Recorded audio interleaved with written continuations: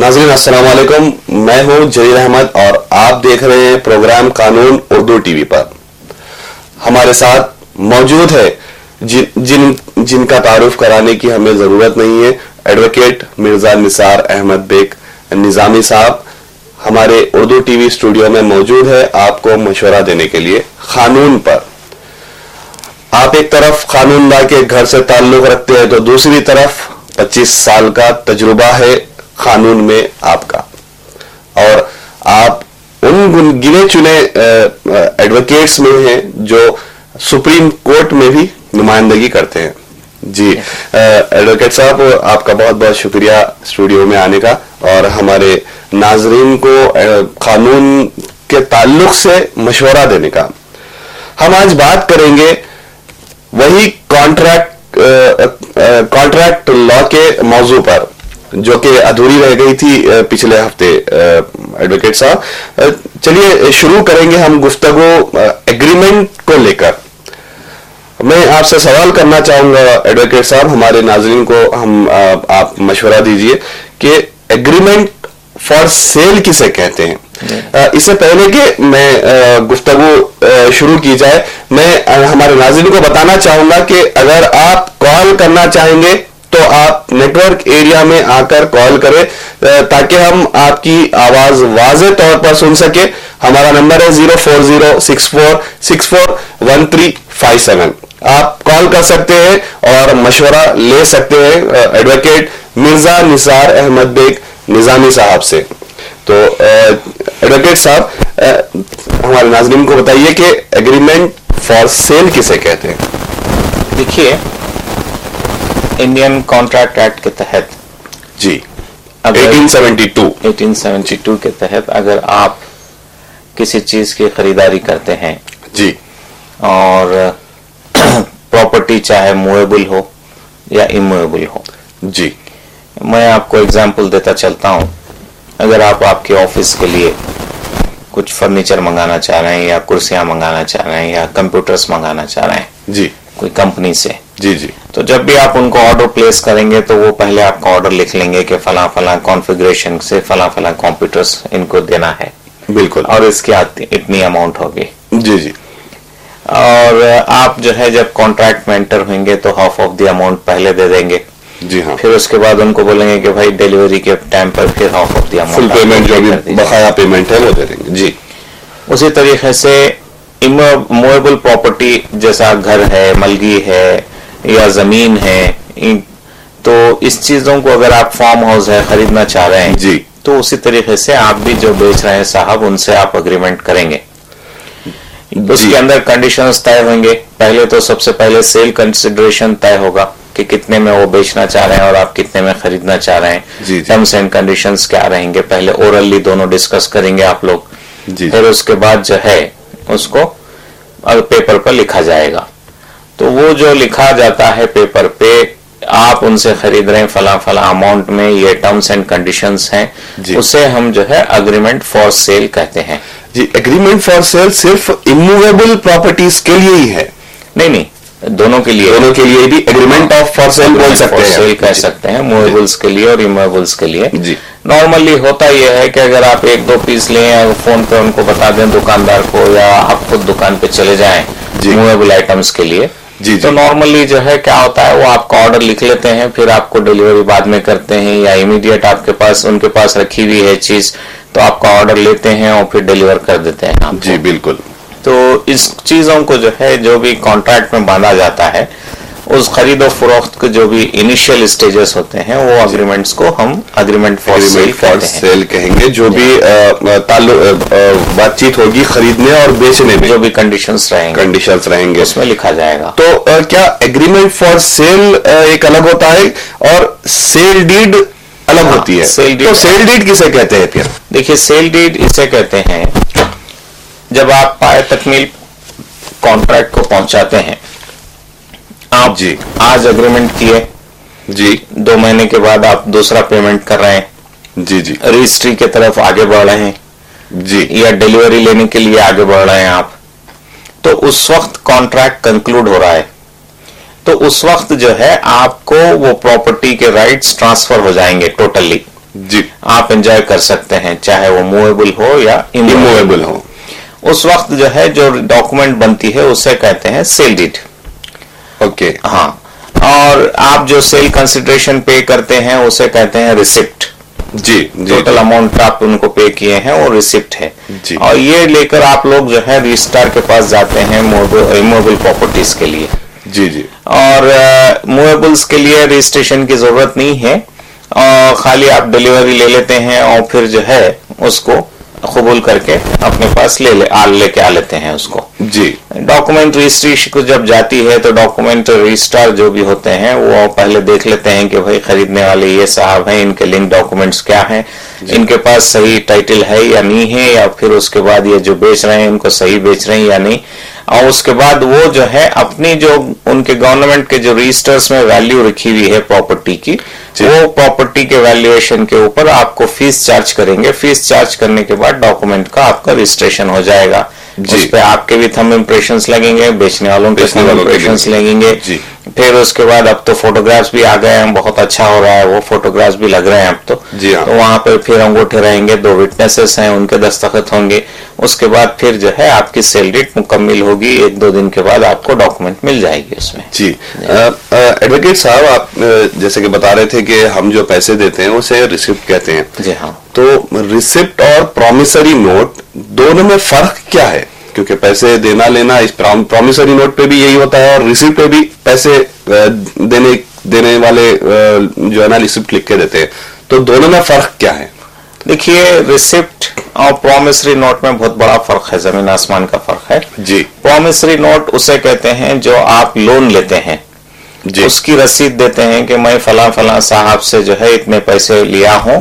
अगर उसमें आप उसको इंटरेस्ट अगर वो मांग रहे हैं फाइनेंसर आपके, या जो भी बैंक है या जो भी प्राइवेट इंडिविजुअल कंपनी है उनके पास अगर वो मांगते हैं कि भाई इतना मुझे फाइनेंस पे इंटरेस्ट चाहिए, तो वो भी लिखा रहेगा कि फला अमाउंट पे फला इंटरेस्ट आपका लगेगा। प्रॉमिसरी नोट पे लिखेगा। और उसमें जो है एक कॉलम ये भी होगा कि भाई फला साहब श्योरिटी ठहरे हैं और मेरे ना देने के इसमें जो है फला साहब उनको पे करेंगे, और 2 विटनेसेस भी उसमें रहेंगे। जी। और ये रसीद जो है, रसीद में सिर्फ जिसको आप कंसिडरेशन पे करते हैं जी। उन्हीं के सिग्नेचर रहेगी। वो लिखेंगे कि फला फला साहब से मैं फला अमाउंट वसूल किया हूँ फला चीज के तहत, या अगर जमीन जायदाद है तो उसका जिक्र करेंगे, या कोई मूवेबल प्रॉपर्टी है तो उसका जिक्र करेंगे। उसके बाद जो है उसको रेवेन्यू स्टैंप लगेगा, 500 से ज्यादा अमाउंट के ऊपर रेवेन्यू स्टैंप लगेगा, जिसे हम रसीदी टिकट कहते हैं, वो लगेगी। फिर उस पर दस्तखत होगी और आपको रसीद मिल जाएगी। और ये प्रॉमिसरी नोट पे भी रसीदी टिकट लगते हैं, इस पे भी जो है आपको फिर ये आपको दे दिया जाएगा। तो जी, प्रॉमिसरी नोट और जो रिसिप्ट होती है इसका फर्क ये होता है कि किसी से पैसे अगर लेन देन है तो प्रॉमिसरी नोट, किसी से अगर हम पैसे दे के ले रहे हैं तो प्रॉमिसरी नोट है, या कोई खरीदो फरोख्त है तो उसको सिर्फ रिसिप्ट कहेंगे।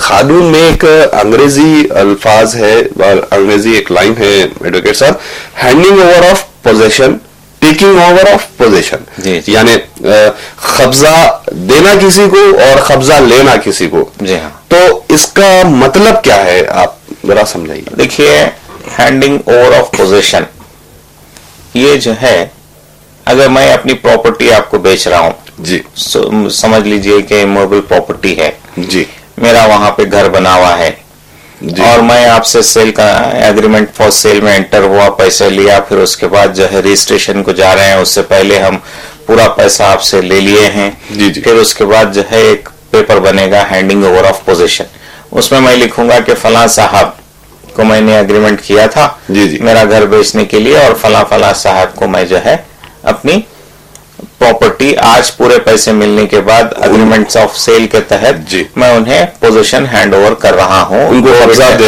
दे रहा हूं उनको 2 विटनेसेस के सामने, 2 गवाहों के सामने। जी, उसे कहते हैं आप हैंडिंग ओवर ऑफ पोजीशन। जी हाँ। अब रहा सवाल, देखिए आप मेरे पास से पोजीशन ले ले, पोजीशन लेने के बाद आप जो है उसको इस्तेमाल करना शुरू करेंगे जी, और उसके अंदर अगर आप कोई चीज ऐसी रख दे जो है कानूनी नाजायज है, जी जी, तो मेरा तहफ्फुज़ कैसा?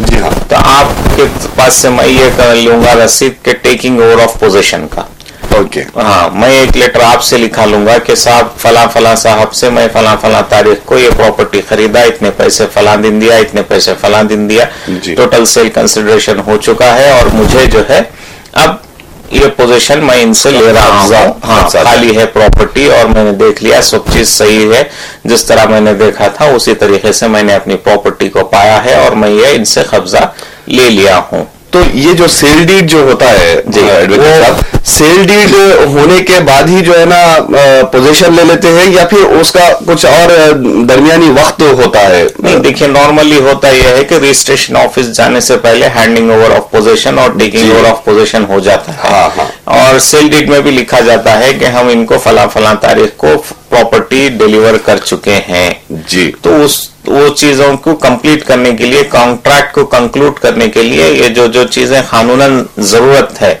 जरूरत रखते हैं, वो हम जो है ले लेते हैं उनसे। जी एडवोकेट साहब, छोटा सा सवाल है लेकिन शायद अहमियत हो जाए कि ये जो प्रॉपर्टी जो खरीदने वाले हैं जी, तो वो क्या जरूरी है सिटीजन्स ऑफ इंडिया ही हो?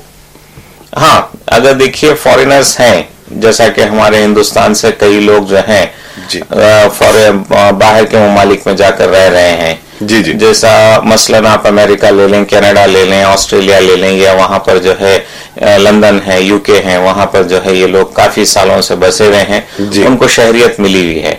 अलबत्ता और ये इस तरफ जो किंगडम ऑफ सऊदी अरेबिया जा रहे हैं लोग और जो है दूसरे यूनाइटेड अरब एमिरेट्स जा रहे हैं, यहाँ ये लोगों को शहरियत नहीं मिलती है। मगर यूनाइटेड अरब एमिरेट्स में ये लोग जब अगर कोई बिजनेस स्टार्ट कर रहे हैं तो कई सालों से वहां पर हैं। जी हाँ। तो ये लोगों को हम कहते हैं कि नॉन रेसिडेंट इंडियंस, NRI जी। हाँ, अगर ये कोई अपने चीज खरीदना चाह रहे हैं, चाहे वो प्रॉपर्टी को हो, तो उस वक्त जो है इन्हें रिजर्व बैंक ऑफ इंडिया से परमिशन लेना होगा, क्योंकि ये लोग जो पैसा बाहर से लेके हिंदुस्तान में आ रहे हैं जी, इसके लिए इनको रिजर्व बैंक ऑफ इंडिया से परमिशन लेना पड़ेगा प्रॉपर्टी परचेस करने के लिए जी। उसके बाद ये हिंदुस्तान में प्रॉपर्टी परचेस कर सकते हैं। ऐसा कुछ खास वजूहात है जो RBI से इन्हें परमिशन लेना पड़ता है? हाँ, इसलिए क्योंकि वो प्रॉपर्टी, देखिए आप अगर पैसा बाहर से जब हिंदुस्तान में ला रहे हैं तो किस तरीके से आप लेकर आ रहे हैं जी, वो बताने के लिए रहेगा। यहाँ से अगर आप पैसा बाहर भेज रहे हैं तो वो भी आपको जो है दिखाना पड़ेगा कि भाई पैसा आप कहाँ भेज रहे हैं, क्यों भेज रहे हैं। जी जी। अभी क्योंकि ये दहशतगर्दों की तरफ से काफी जो है ममानियतें आई हैं और काफी कानून में सख्ती हुई है जी जी, और भेज रहे हैं भी तो पूछताछ हो रही है और वो ले रहे हैं, वो वसूल भी कर रहे हैं तो पूछताछ हो रही है। ये हमारे बेहतरी के लिए है, जो भी हो रहा है हमारी बेहतरी के लिए है जी। अगर कोई NRI जो है अगर वो अपने आप को डिस्क्लोज नहीं करना चाह रहे, सरकार के सामने बताना नहीं चाह रहे, तो क्या वो उनके रिश्तेदारों के नाम पे उनका पैसा रोटेट करके ले सकते हैं वैसा? आप तो अब उसको जो है पहले ये उनके बैंक अकाउंट में डालना पड़ेगा, मगर जब बैंक अकाउंट में पैसे आएंगे तो बैंकर उन्हें फोन करके पूछेगा कि भाई ये पैसा क्यों आया है। बिल्कुल। तो बराबर जो है ये शरायतें लगे हुए हैं जी। तो जब भी पैसा बाहर से हिंदुस्तान में आता है तो पूछताछ जरूरी है। अगर आप वो खाना पूरी कर लेते हैं, उनको सेटिस्फैक्टरी रिप्लाईज देते हैं तो फिर वो जो है आप दूसरे चीजों के लिए आगे बढ़ सकते हैं जी। अब सवाल ये है कि जो GPA होता है जी, जनरल पावर ऑफ अटॉर्नी, ये किसे एक्चुअली, पहले हम हमारे नाज़रीन को ये बताएंगे एडवोकेट साहब के GPA किसे कहते हैं, फिर मजीद उस पर गुफ्तगू करेंगे क्योंकि थोड़ा सा बड़ा मौजू है। GPA किसे कहते हैं आप हमारे नाज़रीन को बताइए। देखिए GPA का फुल फॉर्म है जनरल पावर ऑफ अटॉर्नी जी। जनरल पावर ऑफ अटॉर्नी इसलिए लिया जाता है क्योंकि आप जो है अगर फॉरेन कंट्री में है, यहाँ कोई आपकी प्रॉपर्टी है, आप जो है यहाँ से जो है वहाँ कुछ काम के लिए जा रहे हैं 2 साल 5 साल के लिए, वहाँ कोई आपको जो है एम्प्लॉयमेंट लगी है, बिजनेस है या जो है अपने बच्चों से आप मिलने जा रहे हैं वहाँ पर जी, तो 5-6 महीने के लिए आप यहाँ नहीं रहेंगे, तो आपकी प्रॉपर्टीज के ऊपर यहाँ जो है टैक्सेस पे करना है, रेंट्स वसूल करना है और दूसरे इलेक्ट्रिसिटी बिल्स हैं, बैंक अकाउंट्स हैं, ये सारे चीजें कोई ना कोई हैंडल करना पड़ेगा आपके एब्सेंस में। बिल्कुल। तो आपको जिस पे भी भरोसा है, आपके रिश्तेदार हो, दोस्त अहबाब हो, जैसा भी है, आप क्या करेंगे, उनके नाम पे एक जनरल पावर ऑफ अटॉर्नी बनाएंगे जिसमें जनरल क्लासेस रहेंगे ये कहते हुए कि मेरी ये प्रॉपर्टी है, इसको मैनेज करने के लिए मैं ये पावर्स इनको दे रहा हूं, मेरा ये बैंक अकाउंट है, उसके पूरे पर्टिकुलर्स ये भी ये हैंडल कर सकते हैं, ये मेरी दस्तखत उसको अटेस्ट करेंगे, और उस तरीके से जो है आप उनको पूरे पावर्स देते हैं किसी एक आदमी को जो यहाँ पर रहता है, जो यहाँ पे है, आपके गैबाने में आपकी प्रॉपर्टी की हिफाजत करे और आपकी प्रॉपर्टी की देखभाल करे, आपकी प्रॉपर्टी को मेंटेन कर सके जी। उस कॉम्पिटेंट आदमी को जो है आप जीपीए देते हैं। अब देखिए, जीपीए देने के बाद जी आप उसे जो है रजिस्टर कराना पड़ेगा। अगर रजिस्ट्रेशन के लिए आप जाते हैं और उसमें पावर्स सेल के नहीं है, तो आपको आसानी से कम पैसों में जो है आपका जीपीए रजिस्टर हो जाता है। अच्छा, अगर आप जीपीए में जो दे रहे हैं कि ये कहते हुए कि भाई अब मैं तो जा रहा हूं, आप इसको बेचिए मेरे रहबाने में, ये प्रॉपर्टी जो भी खरीदार हैं उनसे पैसे लीजिए, उनको रसीद दीजिए, उनको एग्रीमेंट फॉर सेल करिए, सेल डीड एग्जीक्यूट करिए उनके बिहाफ में, हाँ उनके बिहाफ में handing over of position, taking over of position, सारे काम जैसा आप करते हैं आपके रहबाने में वो आदमी करेगा जी। तो वो जो भी वो काम होगा वो रजिस्टर्ड डॉक्यूमेंट होगा। जब रजिस्टर्ड डॉक्यूमेंट के अंदर आप लिखते हैं कि भाई इनको सेल के पावर्स दिया जा रहा है, तो इसकी रजिस्ट्रेशन फीस ज्यादा होगी आपको जी। GPA general power of attorney में क्या वो जो शख्स है वो प्रॉपर्टी बेच भी सकता है? मतलब अगर क्लॉज अगर ऐड करें, अगर आप पावर्स उनको दे रहे हैं तो वो बेच सकते हैं, अगर आप पावर्स नहीं दे रहे हैं तो वो नहीं बेच सकेंगे। और एक है, अब थोड़े लोग जो है जो बिजनेस वाले हैं जी, वो लोग प्रॉपर्टी आपसे खरीदते हैं, प्रॉपर्टी आपसे खरीदने के बाद वो नियत उनकी ये होती है कि मैं दूसरों को बेच दूंगा जी। तो आपसे खरीदेंगे फिर दूसरों को बेच देंगे, तो ये थोड़े से ड्यूरेशन के लिए जो है ये लोग सेल डीड में ज्यादा से ज्यादा पैसे खराब नहीं करना चाहते हैं रजिस्ट्रेशन के ऊपर, तो आपसे जो है agreement for sale cum GPA ले लेंगे।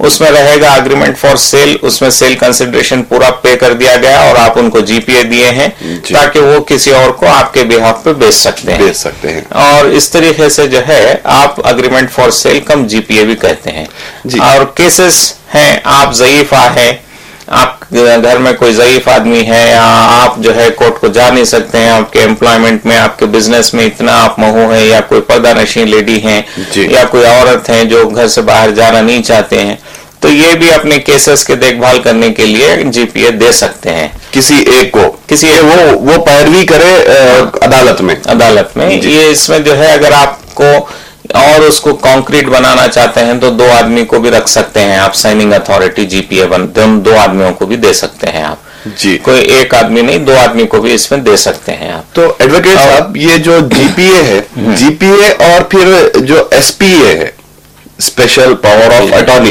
पहले हम बात करेंगे स्पेशल पावर ऑफ अटॉर्नी, फिर उसके बाद बात करेंगे ये दोनों में फर्क क्या है।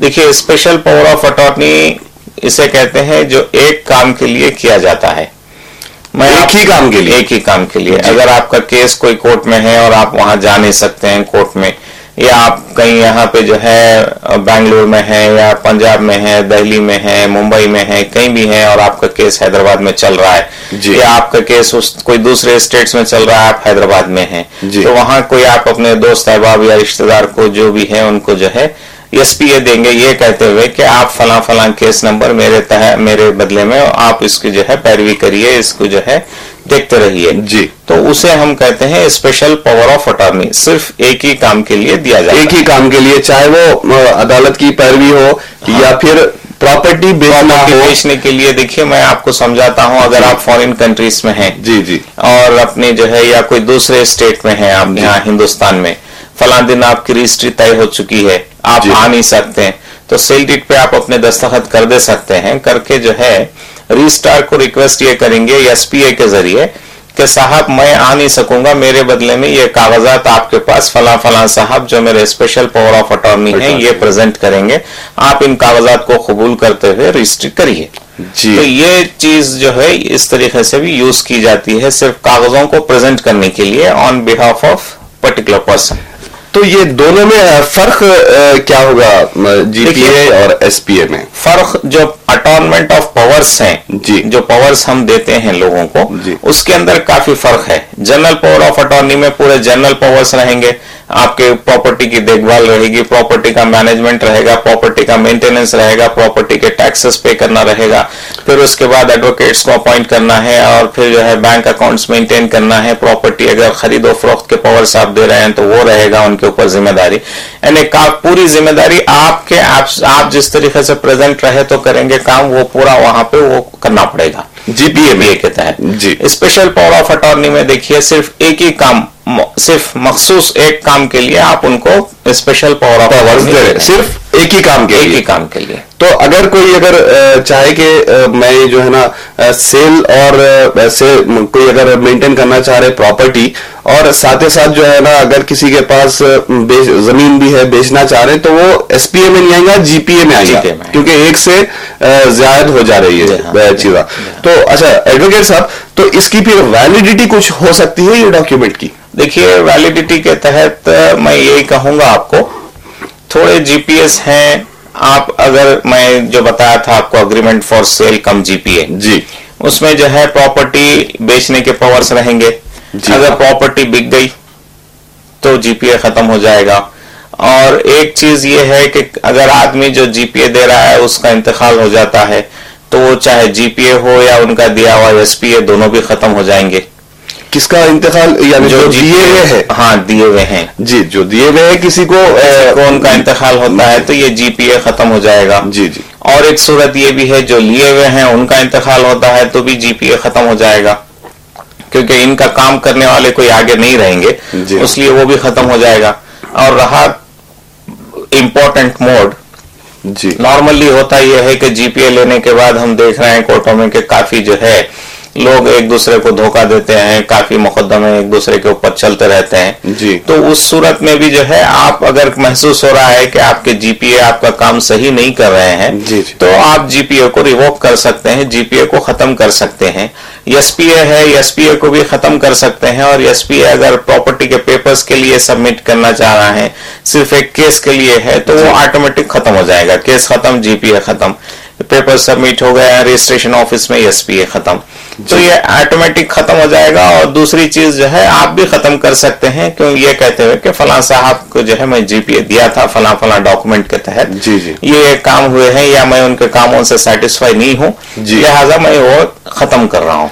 तो इस तरीके से भी ये खत्म हो सकते हैं। एडवोकेट साहब, क्या थोड़ी सी सरसरी बता सकते हैं कि अगर जीपीए किसी को देते हैं तो वो लोग कैसे धोखा दे सकते हैं देने वाले? देखिए, आप प्रॉपर्टी है, जी हाँ, मेरे पास जीपीए है, जी हाँ, सेल के पावर्स हैं, मैं क्या करूंगा, प्रॉपर्टी जो है अगर आप बोलें कि मुझे जो है 10 लाख रुपए में बेचना है जी है, तो मैं ये कहूंगा कि भाई रेट नहीं आ रहा है, प्रॉपर्टी जो है बहुत ही कम पैसों में पूछ रहे हैं लोग, 1 साल हो गया है, 2 साल हो गया, आप बाहर है, हिंदुस्तान के हालात आपको नहीं मालूम है, तो मैं कह रहा हूँ 10 लाख की प्रॉपर्टी सिर्फ 6 लाख में बिक रही है, भाई काफी मुश्किलात हो रहे हैं, तकलीफ हो रही है, तो ये 4 लाख रुपए आप अपना जो है गबन करने की फिक्र में रहेंगे। एक सूरत ये रहेगी जी जी। दूसरी सूरत ये हो सकती है कि भाई आप जो है 10 लाख की प्रॉपर्टी 15 लाख में बेचें जी, और पैसे उनको जीपीए को जो आपके प्रिंसिपल हैं उनको दे ही नहीं। अच्छा, ये भी धोखा हो सकता है आपका जी। तो इस तरीके से काफी जो है लोग बड़ी होशियारी से काम करते हैं। फ्लैट्स हैं, फ्लैट्स के इसमें देखिए नॉर्मली लोग जीपीए लेते हैं जो डेवलपर को देते हैं, उसमें लिखा होता है कि क्लियरली भाई डेवलपर अपना शेयर बेच सकता है, अगर वो 50% है, 40% है, 45% है, जो भी तय होता है वो शेयर वो उसके हद तक उनको जीपीए देते हैं। मगर ये साहब ये बताते हैं कि ये पूरी प्रॉपर्टी मेरी है और मैं डेवलप किया हूँ, ये 50% जो शेयर उनका है। अब उसमें अगर आप लिखना भूल जाएं कि भाई कौन से फ्लैट नंबर्स उनके हैं, कौन से फ्लैट नंबर्स आपके हैं, तो आपके भी बेच देंगे, उनके भी बेच देंगे, मुंह पोंछ के खामोश हो जाएंगे फिर। अच्छा, तो ये इस तरह से धोखे भी हो सकते हैं, धोखे हो सकते हैं। अब बात निकली है बिल्डर्स की, तो क्या उनके पास इतना पावर हो सकता है कि जो जमींदार जिसपे वो बिल्डिंग बनाए, तो जमींदार का हक नहीं देके वो खुद अपनी तरफ से पूरी बिल्डिंग को खा जाए? नॉर्मली हो रहा है, ये बिजनेसेस हो रहे हैं। और एक चीज ये भी देखने में आई है कि एक फ्लैट जो है 2-2 आदमी को, 3-3 आदमी को भी बेचते चले जा रहे हैं ये लोग। फ्लैट नंबर्स बदलते रहते हैं, सीरीज बदल देंगे। नीचे से अगर 1 2 3 शुरू हो रहा है तो ऊपर से 1 2 3 शुरू करके एक को भेज देंगे, नीचे से शुरू करके एक को भेज देंगे। इस तरीके से फ्लैट नंबर्स चेंज करके भी जो है काफी धोखे दे रहे हैं लोगों को। अच्छा एडवोकेट साहब, तो अगर धोखेबाजी में हम बचना चाहे तो आप हमारे नाज़रीन को मशवरा दीजिए कि अगर कोई खरीदना चाह रहा और शायद ऐसा हो गया हो और हमारे नाज़रीन में से कोई एक जाके खरीदना चाह रहे तो उन्हें क्या क्या करना चाहिए? देखिए, कोई भी प्रॉपर्टी इमूवेबल अगर आप खरीद रहे हैं जी, तो पहले आप जो प्रॉपर्टी पसंद आपको आई है उनसे सारे पेपर्स ले लें। जेरोक्स सेट ही सही, ओरिजिनल तो कोई देंगे नहीं, आप देंगे नहीं, बिल्कुल। उसके बाद आप अपने एडवोकेट से अप्रोच हो जाइए, इन्वेस्टिगेशन ऑफ टाइटल कराइए, जिसमें आपको पूरा इन्वेस्टिगेशन मिल जाएगा। एडवोकेट साहब आपको बोलेंगे कि मुझे और ये पेपर्स चाहिए, वो सारे पेपर्स आप वकील साहब को अपने दे दें जी। और फिर उसके बाद जो है जब इन्वेस्टिगेशन ऑफ टाइटल कंप्लीट हो गया, आपके एडवोकेट सेटिस्फाई हैं, आप सेटिस्फाई हैं, तो फिर उसको अग्रीमेंट फॉर सेल करिए। उसके बाद पेपर में भी एक नोटिस दे दीजिए कि क्योंकि जो चीजें छुपे हुए हैं, जो आपके वकील साहब से भी नहीं निकल सके या जो है आपसे नहीं देखने में आई हैं, वो बाहर आ जाएंगे। फिर उसके बाद आप जो है उनको सेल कंसिडरेशन पे करके जैसा भी टर्म्स आपके तैयार होते हैं एग्रीमेंट फॉर सेल कर लीजिए। फिर उसके बाद आप दूसरा जो पीरियड है वो खत्म होते हैं, आप handing over position, taking over position का लेटर्स बना लें। फिर उसके बाद जो है सेल डीड बना लें और पोजीशन प्रॉपर्टी का लेके एंजॉय करें। अगर आप ये चीजें नहीं करती हैं और आप जो है जल्दी में खरीद लेते हैं, नॉर्मली नोटरी के कागजात बहुत है मार्केट में, अच्छा। उन्हें खरीदिए मत। नोटरी के कागजों से जो है काफी आपको परेशानी होगी, क्योंकि जो भी जमीनात नोटरी पे बिकते हैं वो या तो सीलिंग के अंदर गवर्नमेंट में होती हैं या जो है गवर्नमेंट वो प्रॉपर्टीज को सीज कर लेती हैं, या प्रॉपर्टी गवर्नमेंट की होती है, वहां के मुकामी पहलवान जो है या कोई भी अशखास जो बैठे हैं असर वकूक रखते हैं, वो लोग नोटरी पे बेचते हैं और आपको कहते हैं कि ये नो एंट्री के कागजात हैं, नोटरी का खराबा होता है, नो एंट्री कागजात है। हाँ, और ये कहते हैं कि भाई मैं बेच रहा हूँ, मैं खरीद रहा हूँ। कॉल लेना चाहूंगा एडवोकेट साहब, शायद कॉल ड्रॉप हो गई है। जी, नोटरी जी। उसके बाद ये कहते हैं हम यहाँ बैठे हैं, हम आपको घर बना के देंगे, हम आपको कॉम्पाउंड वॉल बना के देंगे। फिर उसी के बाद ये जैसा कॉलोनी बस जाती है या कॉलोनी में पूरा जो है प्लॉट्स बिक जाते हैं, ये अपना लेआउट चेंज करके फिर और दूसरे लोगों को बेच देते हैं और आपके पास कोई कागज, वही जमीन फिर दूसरों को बेच देते हैं, क्योंकि लेआउट चेंज हो जाता है। जहाँ प्लॉट नंबर 1 था वहाँ 12 आ जाएगा, जहाँ प्लॉट नंबर 2 था वहाँ 14 हो जाएगा। इस तरीके से कंप्लीट चेंजेस लाके ये फिर नया लेआउट लाएंगे और नया लेआउट लेकर आके बेच देंगे और आप देंगे इस तरीके से धोखा और आप देंगे। जो है जमीन क्योंकि नोटरी के कागजात पर खरीदे हैं, आपके पास कोई कागज काबिल कबूल नहीं रहेगा, अदालत में भी नोटरी के कागजात नहीं चलते हैं जी, तो आप काफी परेशान होंगे। मैं इसकी गुफ्तगू आगे बढ़ाऊंगा एक कॉल लेने के बाद। अस्सलाम वालेकुम। वालेकुम अस्सलाम जी, कौन? पूछना था कि वकील साहब से। जी पूछिए। हमारे वालिद साहब का मकान था, वो बेचे जी खरीदे। जी हाँ खरीदे, उन्होंने तो थोड़े पैसे कम दिए, बोले कि मैं 1 महीने के बाद दे दूँ। ओके। उसके बाद जो है सो जब वहाँ के एरिया के हिसाब से वहाँ पर एनओसी की जरूरत है, मिलिट्री एरिया के खरीदे वो। कौन से मिलिट्री एरिया के करीब है? हाँ, ओल्ड सिटी उसमें टोली चौकी, ठीक है। हाँ, मिलिट्री एरिया है, उसके एनओसी की जरूरत पड़ती है, बोल के बहाना बना के मैं पैसे नहीं दिए। जी, कितने पैसे कम दिए वो? जी, कितने पैसे कम दिए थे? 4 लाख के ऊपर है, तो देना है उन्होंने। अच्छा। तो 1 महीने के बाद दूंगा बोल के बोले जी, लेकिन उन्होंने पैसे नहीं दिए और उसके लिए बोल के उस मंग रहे तो नहीं दे रहे, आप जो करते कर लेंगे बोले। हम लोग जो सब केस वाले केस भी जो से जीते, लेकिन जमीन का अभी आगे बढ़ रहा है केस, उसके लिए क्या है? तो जो कब्जा है, कब्जा किसका है? उनका कब्जा है या आपका कब्जा है? नहीं, उनका है। 1 साल पहले, 1.5 साल 2 साल पहले के बात ही है, उनका ही कब्जा हो गया, लेकिन वो पैसे नहीं दे रहे अभी तक। जी, 4 लाख के ऊपर देना है, लेकिन अभी तक पैसे नहीं दिए उन्होंने। अच्छी बात है। अभी आपको एडवोकेट साहब, एडवोकेट मिर्जा निसार अहमद बेग जवाब देंगे। जी, मोहतरमा का देखिए, ये जो अग्रीमेंट करके मुखर गए हैं और आप अभी सेल डीड उनका नहीं किए हैं, तो आप ये सेल कैंसिल भी कर सकते हैं, या आप अपने पैसों के लिए कोर्ट में स्पेसिफिक परफॉर्मेंस ऑफ कॉन्ट्रैक्ट का सूट फाइल करके जो बकिया पैसे हैं वो भी वसूल कर सकते हैं आप इनसे। फिर उसके बाद आप इनको रजिस्ट्री कर सकते हैं। तो 2 सूरतें आपके सामने हैं, या तो अग्रीमेंट इनका कैंसिल कर दें या आप जो है इनको सेल डीड करें और कोर्ट में जो है दावा डालें इनको आपके पैसों की वसूली के लिए। 1-1.5 साल पहले का वाकया है, तो अग्रीमेंट हो गया और पोजीशन दे भी दिए। हाँ, अग्रीमेंट हो गया है, पोजीशन दे दिए हैं, तो अग्रीमेंट अभी जिंदा है। अगर ये सेल डीड नहीं किए हैं तो ये कोर्ट में दाखिल कर सकते हैं केस, ये बोल के कि मैं इनका अग्रीमेंट कैंसिल कर चुकी हूँ और इनको जो है मेरी जमीन मुझे मेरी वापस दीजिए, क्योंकि ये पैसे 1 महीने के अंदर देते बोले थे, अब तक नहीं दिए हैं। या अगर ये नहीं अपना अग्रीमेंट कैंसिल नहीं करना चाहते हैं तो सिर्फ एक काम ये कर सकते हैं, कोर्ट में केस डालें, मुझे इतने पैसे आए हैं, इतने पैसे और आना है, ये मुझे वसूल करके दीजिए। ऐसा हो सकता है जी। बात चल रही थी नोटरी की। एडवोकेट साहब, नोटरी क्यों वैलिड नहीं है कानून की नजर? देखिए, नोटरी के पावर्स कुछ और हैं जी, इसमें कंप्लीट, क्योंकि अभी आपको इतना नोटरी के बारे में बताना वक्त नहीं कम है, जी, वक्त की कमी है, तो इसलिए हम आपको बता नहीं सकेंगे। नोटरी इसलिए अपॉइंट किया गया है, कुछ उनके काम अलग हैं, अगर हम उनसे काम कुछ दूसरा ले रहे हैं तो इसलिए कानूनन उसमें जो है रुकावटें हैं, जिसकी वजह से हमको काफी नुकसानात हो सकते हैं। जी, बहुत बहुत शुक्रिया एडवोकेट निसार अहमद साहब, जो कि आपका कीमती वक्त निकालकर हमारे नाज़रीन को मशवरा देते हैं कानून से मुताबिक। अभी हमारा वक्त हो चुका है, अगले हफ्ते फिर हम किसी और मौजू पर आपको बताएंगे कि कानून में इसके क्या रद्दोबदल, क्या अमल हो सकता है, एडवोकेट निसार अहमद बेग निजामी साहब के साथ ही। तो अगले हफ्ते तक के लिए हमें इजाजत दीजिए। खुदा हाफिज।